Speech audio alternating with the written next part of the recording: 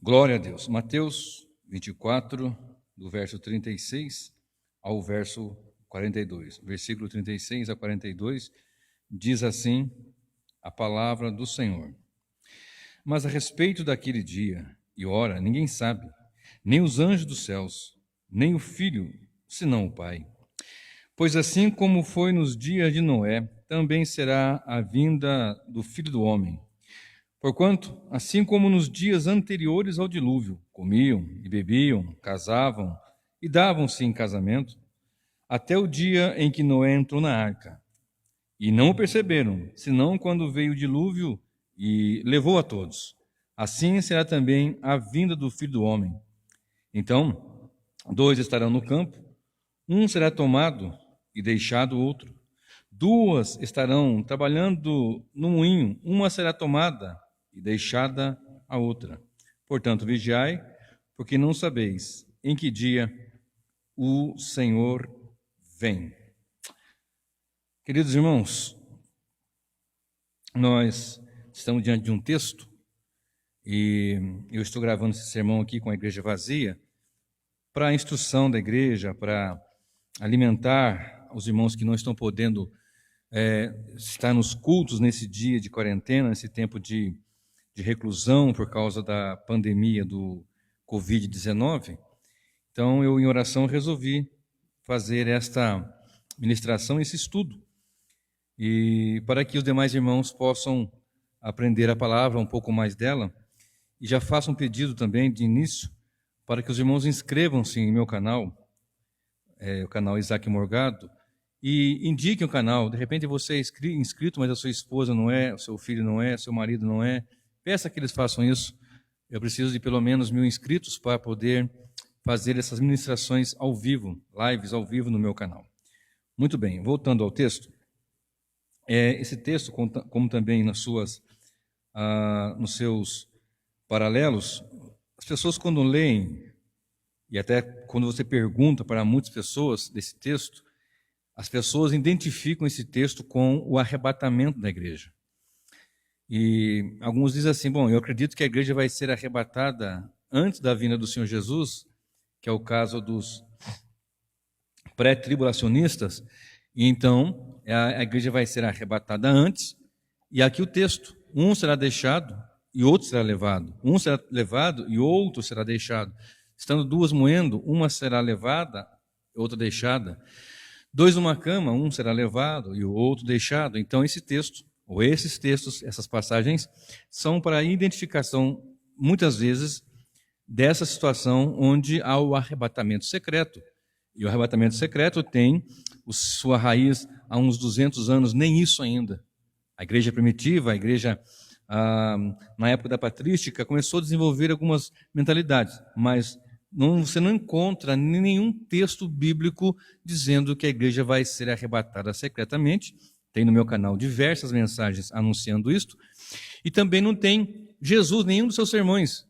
E os mais usados para a pregação escatológica de Jesus são Mateus 24, onde nós estamos, Lucas 21 e Marcos 13, com outras passagens também, mas são principalmente esses três textos que eu citei. E você não encontra. Então a maioria das pessoas pensa, bom, por isso que é secreto, é que um vai ser tomado, outro vai ser levado. 2 no campo, 2 moendo, 2 numa cama, então é isto. E já fica então um nível de 50%, 50-50, na mente das pessoas. Com relação a números, a Bíblia também ela é muito, apresenta muitas linguagens figuradas, metáforas, e precisamos ter cuidado para não fazer de um texto fora do contexto o cavalo de batalha para uma doutrinação da igreja, um ensinamento na igreja que a Bíblia não diz. E o que tem muitos feito é dizer aquilo que a Bíblia não diz. E é muito terrível não dizer o que a Bíblia diz e dizer aquilo que ela não diz. Traz peso. Então vamos observar aqui. E o título dessa nossa meditação é Levados ou Arrebatados. É sobre isso que nós vamos desenvolver aqui nesse sermão. Então a grande maioria, principalmente os dispensacionalistas, entendem que esta passagem e os seus paralelos falam do arrebatamento secreto. Então vejamos, de fato, o que diz, o que o texto diz de fato. Eu sempre tenho dito também para nós observarmos os contextos. Sempre. O contexto para você ter o texto na sua verdadeira intenção e ensinamento. Então, observe, 24, verso 37 e o verso 38. Mateus 24, 37 e 38. Só esses dois versículos diz assim: Pois, assim como foi nos dias de Noé, também será a vinda do Filho do Homem. Porquanto, assim como nos dias anteriores ao dilúvio, comiam e bebiam, casavam e davam-se em casamento, até o dia que Noé entrou na arca. Então, o contexto aqui está dizendo a semelhança dos dias de Noé. E você observa bem o versículo 38 que diz: Porquanto assim como nos dias anteriores ao dilúvio, nos dias de Noé, mas dias anteriores ao dilúvio. Então os homens comiam, bebiam, davam-se em casamento, não há problema algum em comer, beber, trabalhar, construir, o problema não é este. O problema é que a vida seguia rotineiramente, os homens pecando cada vez mais, porque o homem é pecador, a partir da queda do homem no Éden, Adão, enfim. Então, você observa que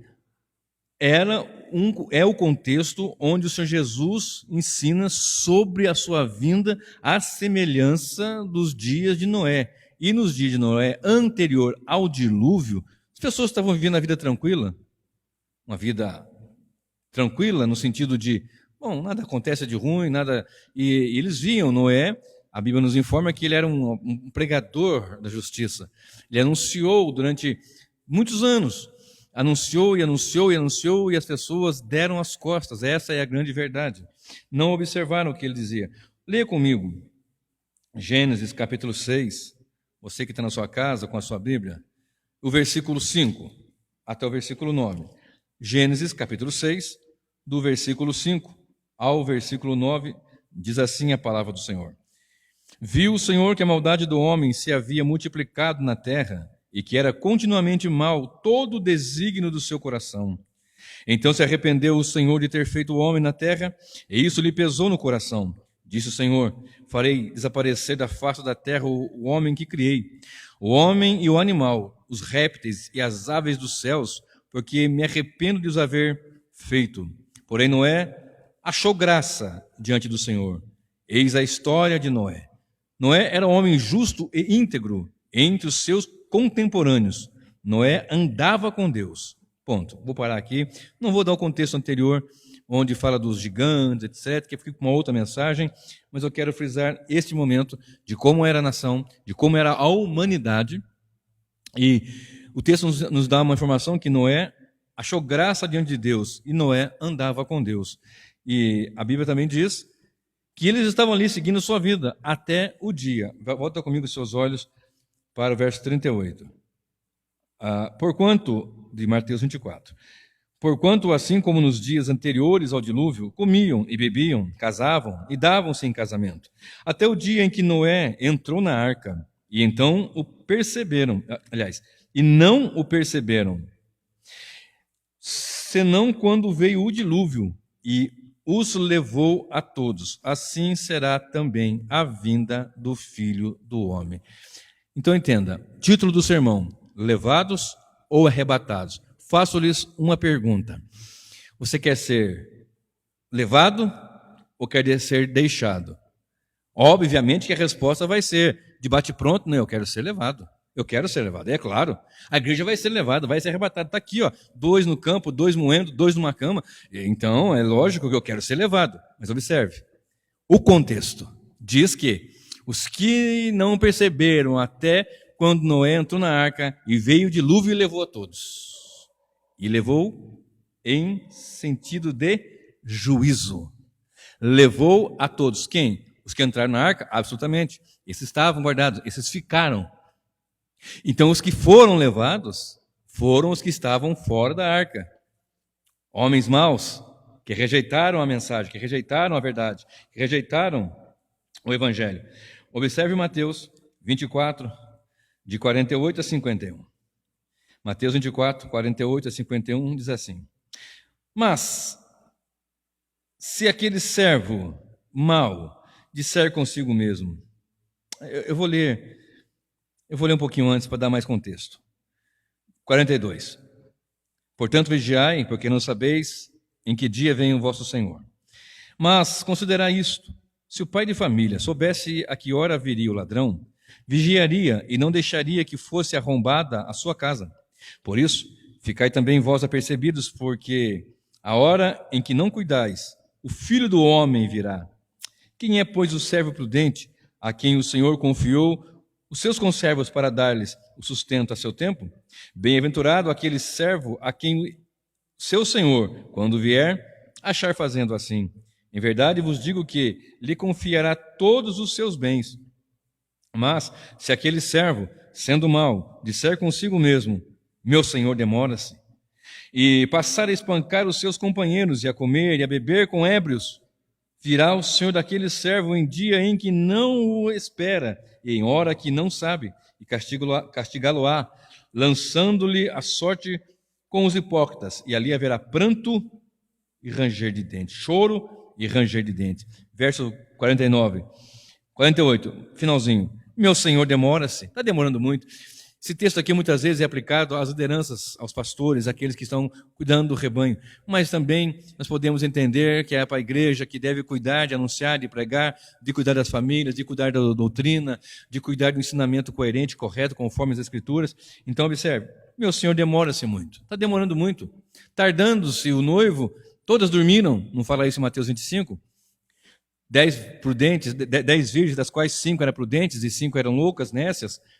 Tardando os noivos, todas adormeceram. Está demorando muito. Lá em 1 Pedro, em 2 Pedro, alguém, quando Pedro escreve, diz que as pessoas reclamavam dizendo que a vinda do Senhor não viria, demorando muito, não aconteceria. Que isso? Demora demais. Está demorando muito isso. Passaram, desde que tudo existe, desde que o mundo é mundo, as coisas continuam igual, não vai acontecer nada disso. É uma mentira, porque as coisas não continuam igual, porque veio dilúvio, porque veio tantas e tantas e tantas coisas. Veio o próprio Senhor Jesus, morreu na cruz e ressuscitou, e tantas coisas aconteceu e plantou a igreja, inaugurou a igreja, enfim. Então, é uma mentira. Mas a pergunta que não quer calar é essa. Está demorando. Aliás, a interpretação de muitos é: o tempo está demorado demais. Não tenho que me santificar, não tenho que me esperar o Senhor, não tenho que ser prudente. E o texto continua dizendo: mas se aquele servo, sendo mau, disser consigo mesmo: meu senhor demora-se. Bom, se é senhor, ele é servo. Era alguém que conhecia, que servia. E passar a espancar seus companheiros, a comer e beber com ébrios. Virá o senhor daquele servo em dia que não o espera e em hora que não sabe. Aqui fala da perda da salvação? Evidente que não. O que está dizendo aqui é o seguinte: comia e bebia com os ébrios. As massas, as multidões estão assim. O servo prudente, só que você não pode esquecer dessa parábola, que tem um servo prudente, que fica atento, um servo prudente que zela, um servo prudente que cuida. Por quê? Verso 44. Porque não cuideis que hora o Filho do Homem virá. E fala do servo imprudente, aquele que não tem preocupação e não tem prudência. E o texto diz que está demorando muito, então começou a comer, beber e a fazer coisas erradas e espancar os seus conservos, os seus companheiros, de modo que é semelhança daquilo que estava acontecendo como nos dias de Noé. Até que veio o dilúvio e a todos o levou. Observe Lucas 37, do verso 34 a 37, não dá tantos detalhes igual em Mateus, mas nós vamos observar aqui também a similaridade e o peso que tem isso também. Lucas 27, 34 a 37.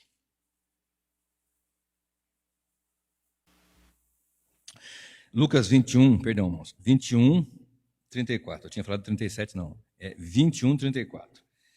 Diz assim: acautelai-vos por vós mesmos, para que nunca vos suceda que o vosso coração fique sobrecarregado com as consequências da orgia, da embriaguez e das preocupações deste mundo, e para que aquele dia não venha sobre vós repentinamente como um laço.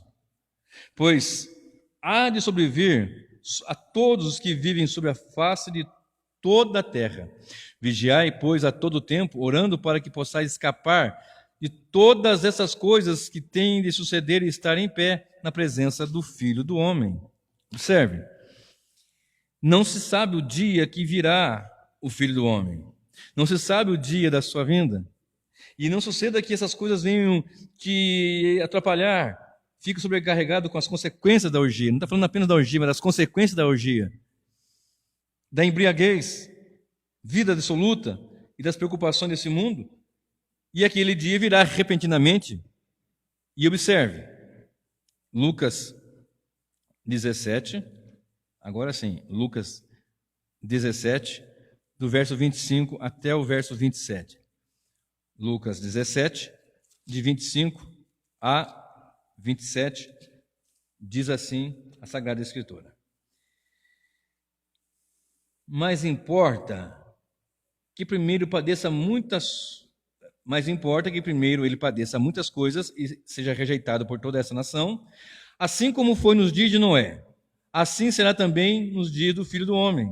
Comiam, bebiam, casavam e davam-se em casamento, até o dia em que Noé entrou na arca e veio o dilúvio e destruiu a todos. O texto de Mateus diz, e levou a todos. Levou aonde? A pergunta é essa, levou para onde? Levados para onde?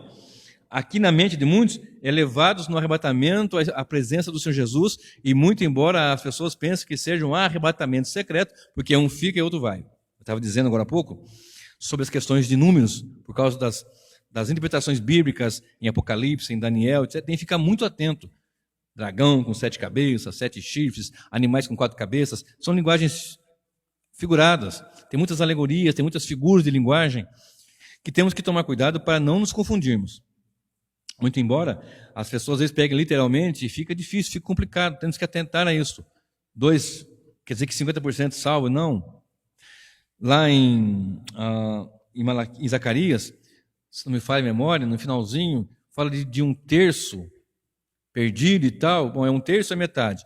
A ideia é multidões rejeitam o Evangelho. Rejeitarão o Evangelho. Rejeitam hoje. Rejeitaram no passado. E ainda vão rejeitar até o grande dia do Senhor. Até que venha o Senhor Jesus. E aí como é que vai fazer? O dilúvio veio e levou a todos. Até que venha Jesus e leve a todos ao juízo. Olha só o que diz o texto.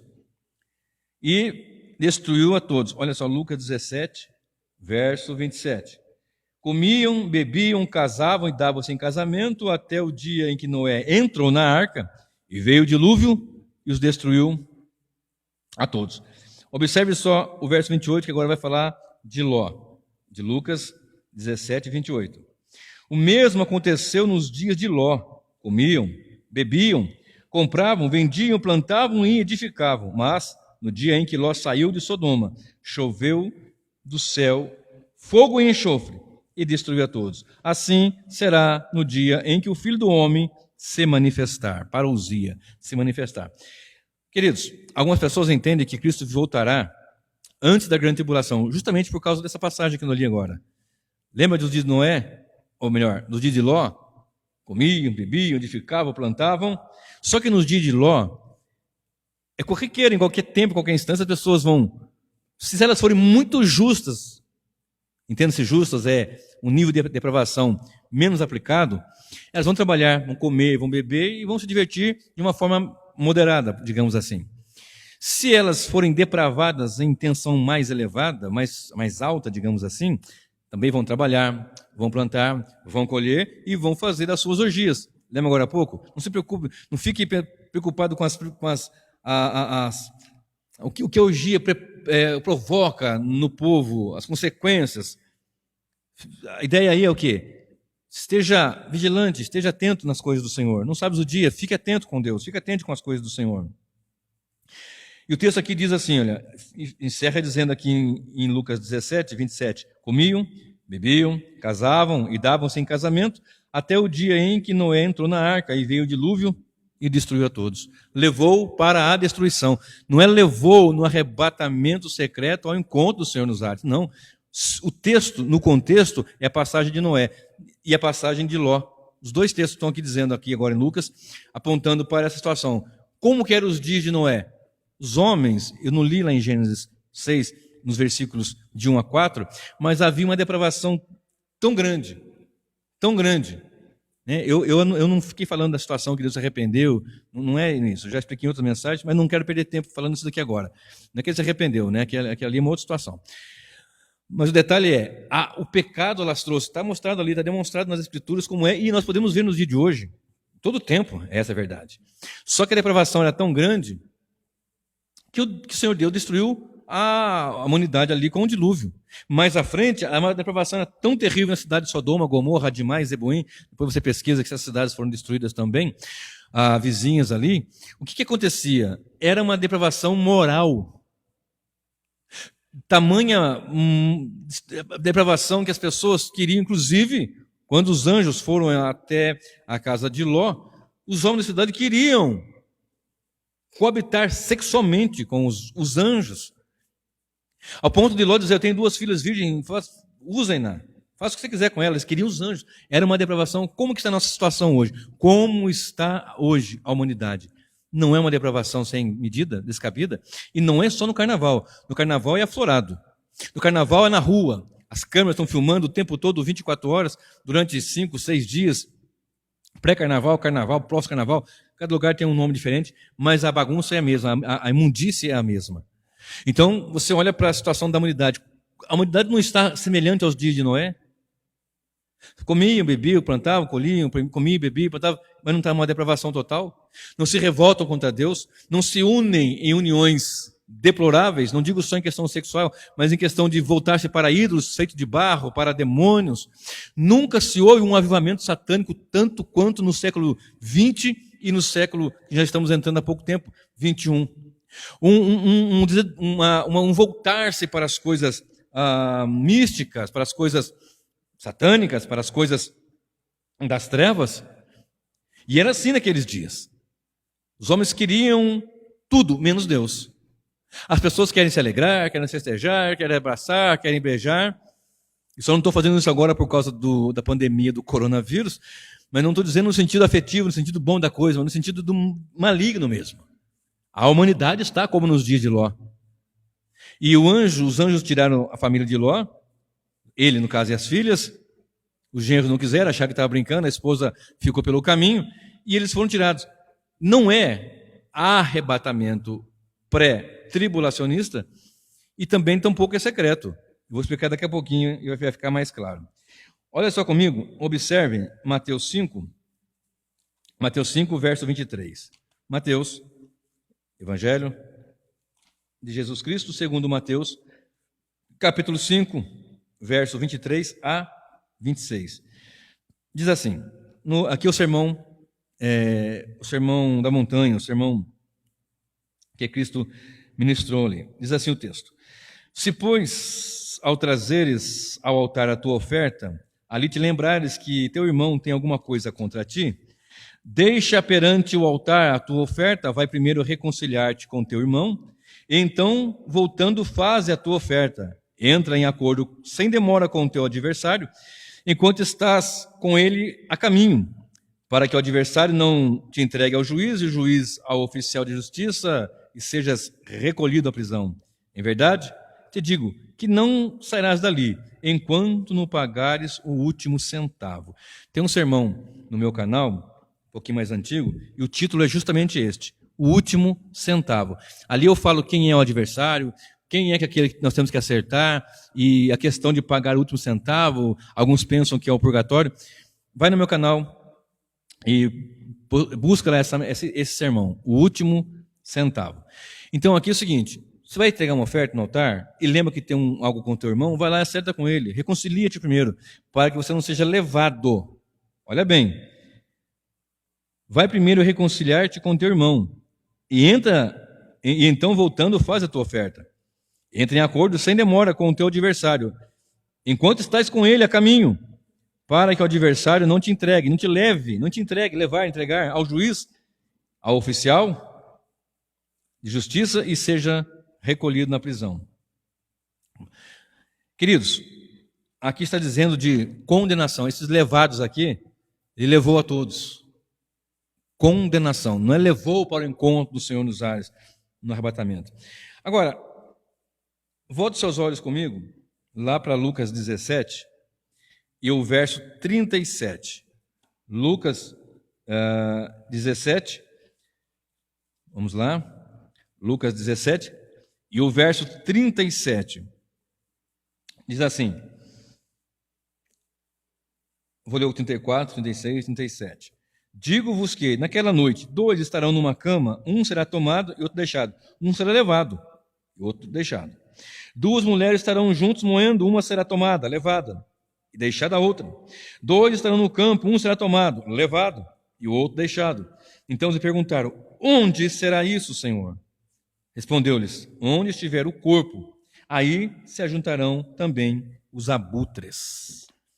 Os abutres. Algumas versões você vai achar águias, lá em Mateus você vai achar águias, mas a palavra aqui é aetos, no grego, que é melhor traduzido por abutre. E onde será isso? Onde houver o cadáver.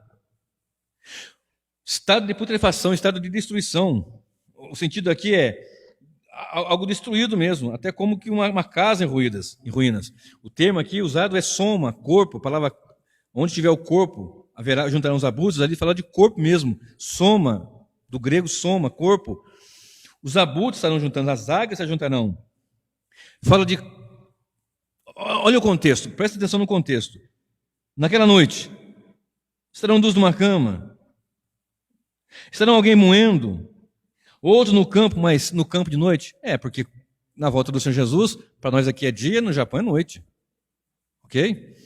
Nós temos essa questão dos fusos horários. Então, enquanto um está na cama dormindo, o outro está no campo moendo, porque aqui é 5 da tarde, no outro lugar é 5 da manhã. 7, 8, depende do lugar, o fuso horário. Então é por aí. E todos eles, nesse texto que nós lemos, diz, um ficou, o outro foi levado. Um ficou, o outro foi levado. Um ficou e o outro foi levado. Você nota aqui a gloriosa vinda de Jesus Cristo? E a condenação dos ímpios e a segurança eterna da salvação daqueles que estão em Cristo Jesus? Observe, foram levados. Olha só comigo Mateus 24. Eu vou ler esse texto também. Mateus 24 e o verso 48. Olha só o que diz Mateus 24, verso 48. Mas, se aquele servo, sendo mal consigo mesmo, disser, meu senhor está demorando, ele demora. Está demorando muito. Olha isto. Está demorando muito, demora demais. Aí começa a não prestar atenção nisso. Um vai ser deixado, o outro vai ser levado. Só que não interprete isso, porque o texto não está dizendo isso, está dizendo como nos diz Noé. E o dilúvio levou a todos, a menos aqueles que estavam na arca, a menos aqueles que estão em Cristo. A arca ali representa a segurança da salvação. A arca ali representa Cristo. Observe. Então nós estamos aqui diante de uma situação, diante de um momento de juízo para uns, de regozijo para outros. Observe, sobre esta passagem agora, nós encerramos aqui. Onde será isso, Senhor? Respondeu eles. Onde estiver o corpo, ali se ajuntarão os abutres, as águias. Os abutres fica bem mais interpretado, melhor interpretado. Abutre, ele é um animal que come carniça, carne em decomposição, cadáveres. Então quer dizer que é também uma alusão a aniquilacionismo? Quer dizer que eles vão comer? Não, meu irmão, eu estava dizendo de destruição, de condenação eterna. Tem muito peso nesses versículos, nessa passagem, né? Como em toda a passagem bíblica, é claro, mas um peso de juízo estrondoso. Abra comigo, Apocalipse 19, e vamos analisar um pouco mais sobre esse juízo. 19, 17 até o verso 21. Apocalipse 19, do verso 17 até o verso 21, diz assim a palavra do Senhor. Então vi um anjo posto em pé no sol, e clamou com grande voz, falando a todas as aves que voam pelo meio do céu, vinde, reuni-vos para a grande ceia de Deus, para que comais carnes de reis, carne de comandantes, carne de poderosos, carne de cavalos e carnes dos seus cavaleiros, carnes de todos, quer livres, quer escravos, tanto pequenos como grandes. Estão observando aqui? Estão observando esse grande e poderoso dia? Se você voltar para o versículo 11, vi o céu aberto, eis um cavalo branco, e o seu cavaleiro se chama Fiel e Verdadeiro, e julga e peleja com justiça. Os seus olhos são como chama de fogo, na sua cabeça há muitos diademas, tem um nome escrito que ninguém conhece senão ele mesmo. Está vestido com um manto tinto de sangue, e o seu nome se chama o Verbo de Deus, a Palavra de Deus. Seguiu-no os exércitos que há no céu, montado em cavalos brancos, com vestiduras de linho finíssimo, branco e puro. Sai da sua boca uma espada afiada, para com ela ferir as nações, e ele mesmo as regerá com cetro de ferro, e pessoalmente pisa o lagar do vinho do furor da ira do Deus Todo-Poderoso. Tem no seu manto e na sua coxa o nome escrito, Rei dos Reis e Senhor dos Senhores. Agora vem. Então vi o anjo posto em pé sobre o sol, e clamou com grande voz, falando: a todas as aves que voam pelo meio do céu, vinde, reuni-vos para a grande ceia de Deus, para que comais as carnes dos reis. Olha aqui as classes: reis, comandantes, poderosos, cavalos e cavaleiros, exércitos, né? Todos os quer livres, quer escravos, tanto pequenos quanto grandes. Todos. Aqui vai fazer parte como aperitivo destas aves necrófagas, abutres, águias, e vão se fartar uma grande e tenebrosa carnificina. Em contraste, o livro de Apocalipse tem muitos contrastes. Em contraste com o que está escrito em Apocalipse 19, de 6 a 9, que fala do banquete das bodas do Cordeiro. Aqui mesmo do ladinho, Apocalipse 19, eu vou apenas do verso 6 em diante, até o verso 9. Então, ouvi uma como voz de numerosa multidão, como de muitas águas, como de fortes trovões, dizendo: Aleluias! Pois reina o Senhor, nosso Deus, o Todo-Poderoso. Alegremo-nos, exultemos e demos-lhe a glória, porque são chegadas as bodas do Cordeiro, cuja esposa a si mesma se ataviou, pois lhe foi dado vestir-se de linho finíssimo, resplandecente e puro, porque o linho finíssimo são os atos de justiça dos santos. Quem santos? A igreja. Então me falou o anjo, escreve: bem-aventurado aqueles que são chamados à ceia das bodas do Cordeiro. E acrescentou: são estas as verdadeiras palavras de Deus. Eu tenho também no meu sermão, no meu canal, um sermão com o título As Bodas do Cordeiro. Ali eu explico um pouco mais detalhadamente, quando o Senhor vai nos chamar para esse momento glorioso. Aqui é um contraste. Enquanto os ímpios vão servir de alimento, uma linguagem pesada, a igreja vai se alimentar na mesa do grande rei. Então, queridos, o título do sermão é este: levados ou arrebatados? Aqui ficou claro que levados aqui é levados à condenação, levados ao juízo, levados à morte eterna, condenação eterna. Um foi deixado. Por que um foi deixado, o outro foi levado? Porque o levado foi levado a juízo, mas o deixado ficou deixado diante do Senhor, guardado no Senhor, liberto no Senhor, comprado pelo Senhor, pelo sangue precioso de Jesus.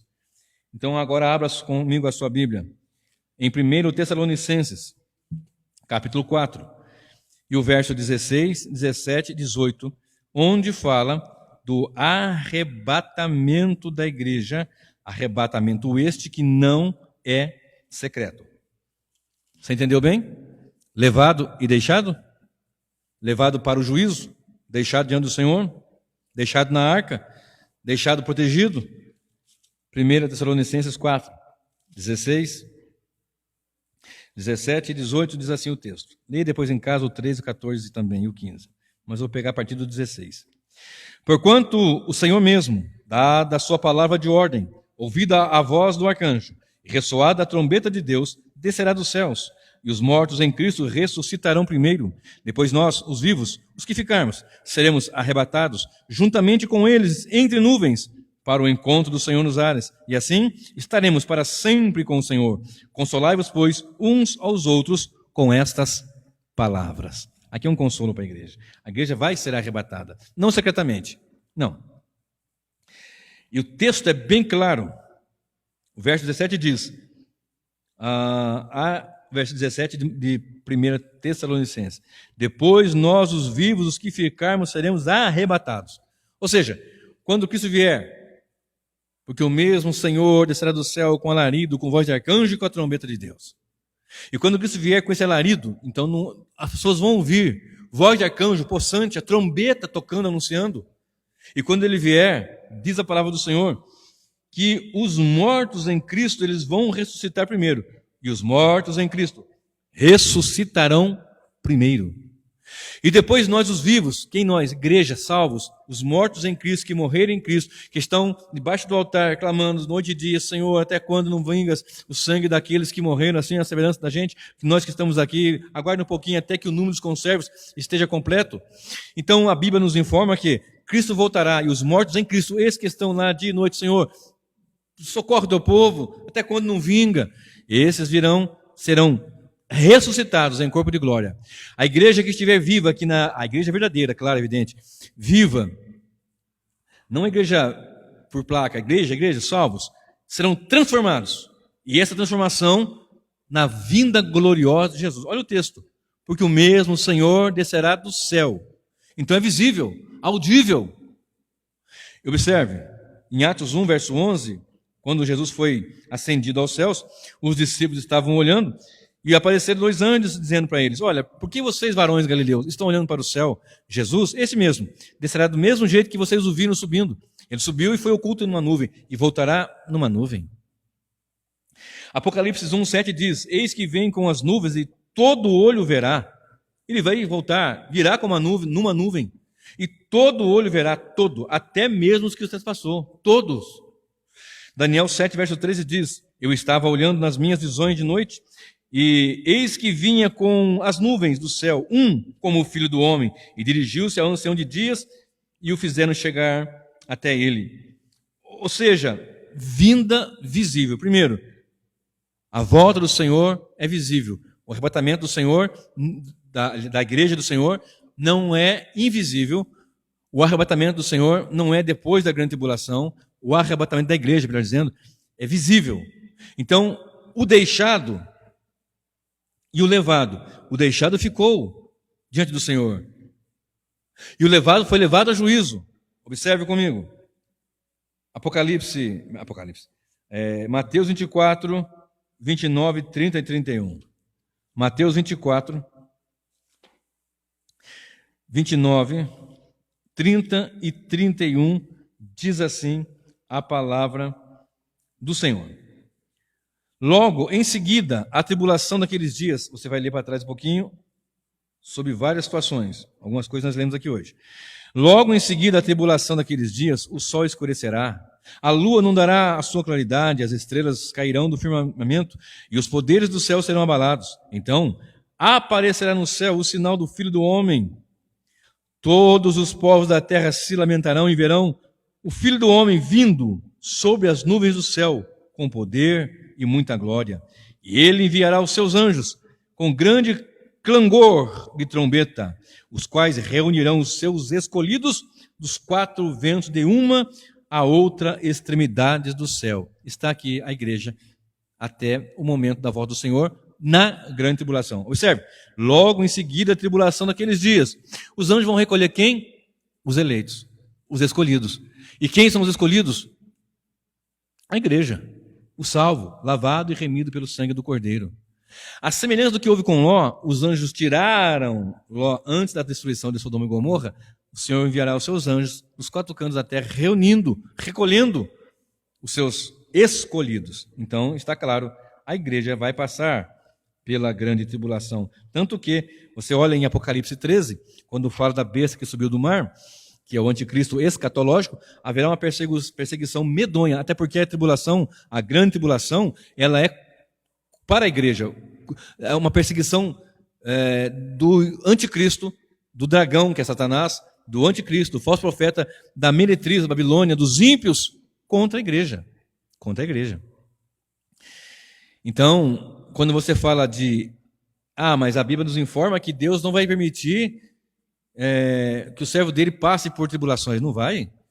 Quantos dos nossos irmãos passaram e passam até os dias de hoje? Quantos morreram pela perseguição de Roma, pela perseguição do comunismo, pela perseguição de tudo que você possa imaginar? Tudo que você possa imaginar. Então a igreja vai passar, porque a tribulação não é a ira de Deus, mas é a ira do dragão e dos seus associados. Anticristo e assim por diante. A grande tribulação é isto. Agora, a ira de Deus, né? Eu não vos destinei para a ira. Na igreja não. A ira de Deus não vai cair sobre a igreja. A ira de Deus que ia cair sobre a igreja caiu sobre Cristo, lá na cruz do Calvário. Eu tenho um sermão no meu canal também dizendo: toda nudez será castigada. E eu encerro o sermão dizendo: ou vai ser castigado no inferno, ou foi castigada na cruz. Se você estiver em Cristo, a ira foi ali. O castigo foi sobre ele lá na cruz. Se você não está em Cristo, naquele grande dia você será castigado. A arca de Noé, ela representa essa segurança. Eles entraram na arca e o dilúvio levou a todos. Se você observar lá para 1 Coríntios 15, verso 51, fala: na verdade, eis aqui vos digo o mistério, na verdade nem todos dormiremos, mas transformados seremos todos, no momento, num abrir e fechar de olhos, ante a última trombeta, porque a trombeta soará e os mortos ressuscitarão incorruptíveis. Aí continua a sequência ali, depois eu vou ler com calma. O que está dizendo ali é o seguinte: é o que nós lemos aqui em 1 Tessalonicenses 4,16, que não... A sequência é: Cristo volta com o alarido, voz de arcanjo, trombeta de Deus, e os que estiverem mortos ressuscitarão primeiro. Depois nós, os vivos, seremos transformados, arrebatados. É o que fala em Coríntios. Ali fala, no momento, no abrir e fechar de olhos. As pessoas pensam que é o arrebatamento secreto, e não é. Ali não é o arrebatamento secreto, ali é a transformação em tempo muito rápido. No momento, no abrir e fechar de olhos. As versões mais antigas diziam: no abrir e piscar de olhos. No abrir e piscar de olhos. Muito rápido. A ideia é muito rápida. Para nós concluirmos, volte comigo os seus olhos para Lucas 21. Lucas, capítulo 21, e o verso 34. Eu li alguma coisa agora há pouco, mas agora eu vou falar mais no final desse versículo, desse texto. Lucas 21, verso 34 ao 36, diz assim: acautelai-vos por vós mesmos, para que nunca vos suceda que o vosso coração fique sobrecarregado com as consequências da orgia, das imundícias, da embriaguez e das preocupações deste mundo, para que aquele dia não venha sobre vós repentinamente como um laço. Aquele dia, quando vier, não virá como laço para a igreja, não virá como ladrão, no sentido de que virá como ladrão, mas aqueles que estão sabendo, estão vigiando, lá em 2 Tessalonicenses 5, diz que nós já não estamos dormindo, nós não estamos mais nas trevas, estamos na luz. Então nós não sabemos o dia, mas virá como um dia de regozijo. Observe. Pois há de vir sobre todos os que vivem sobre a face de toda a terra. Agora aqui. Vigiai em todo o tempo, orando para que possais escapar de todas estas coisas que têm de suceder. Agora vem a chave da questão. E estar em pé na presença do Filho do Homem. Dois conselhos são dados aqui, duas advertências. Primeiro, tenham cuidado. Aqui fala no versículo 34, consequências das orgias, embriaguez, preocupação deste mundo. E virá sobre todos, inclusive todos que estão aqui, o eleito, o salvo, virá aquele grande dia. Porém, ele informa, tenham cuidado, vigiem todo o tempo. São duas advertências que nós não podemos deixar. Você não é salvo pelas suas obras, então não é porque você ora, ou porque você... Por você salvo, você ora, você vigia. Por você ser salvo, você vive uma vida diferente. Não é pelas obras, mas é para as boas obras, conforme fala em Efésios 2, verso 10, para essas obras. E aqui vem o final do texto, no versículo 36, que diz: vigiai, pois, a todo tempo orando, para que possais escapar de todas estas coisas que têm de suceder, e estar em pé diante do Filho do Homem. Mas, pastor, não está escrito lá que todo joelho vai se dobrar, que toda língua vai confessar? Sim. Filipenses 2, do verso 5 até o verso 11. Mas observe aqui, quando alguém é levado, arrastado para o juízo, ele é levado como? Observe a linguagem bíblica, profética. Ele não é levado arrastado. Ele não é levado, como nós falamos, escorraçado. Lançado, não é uma coisa fácil. Serão lançados no lago de que arde com fogo e enxofre. Geena, morte eterna. Alguém lança com cuidado? Alguém lança, não, é com ira. Uma linguagem de ira, de peso, de juízo. E aqui estarão em pé diante do Filho do Homem. Claro que nós vamos dobrar, como nós dobramos hoje, com prazer e alegria. E eu já falei aqui em outras mensagens, os ímpios vão dizer, realmente Ele é Deus. Naquele grande dia, toda língua vai confessar, toda boca, todo joelho vai se dobrar e toda língua vai confessar que o Senhor Jesus, que Ele é o Senhor, para a glória de Deus Pai. E muitos vão dizer, realmente, os meus ídolos de barro não eram Deus, mas Ele é Deus. Os espíritos vão dizer, os meus guias, meus espíritos lá, os mentores não eram Deus, mas Ele é Deus. Vão ter que dizer. E a igreja vai dizer também, sim, Ele é Deus, mas a igreja vai poder dizer, não é só Deus, Ele é o nosso Deus. Aleluias. E agora, diante disso tudo que nós lemos, estar em pé diante do Filho do Homem, eu quero que você volte seus olhos para Lucas 19, pertinho aí, Lucas 19 e o versículo 17. 19 e o verso 17.